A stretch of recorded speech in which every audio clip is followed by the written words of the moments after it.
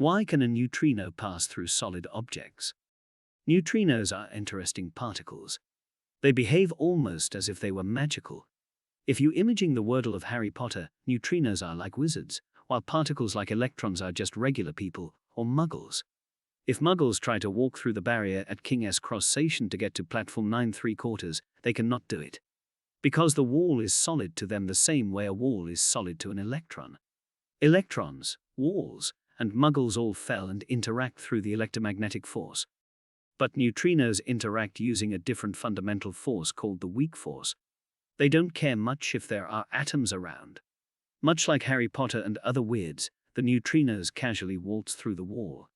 The neutrinos are so good at this that they pass through almost everything. Trillions stream through you every second without interacting. So many people will ask, how do we even know they exist? Some particles decay and emit other particles, but scientists noticed that the energy of these new particles emerging didn't add up to correct amount. The only way to explain it was if there was an additional invisible particle carrying some of the energy away. These were the neutrinos. And while they typically pass through things unnoticed, they sometimes do get close enough to an atomic nucleus to interact via the weak force. A neutrino with more energy is more likely to interact, but this is still very rare.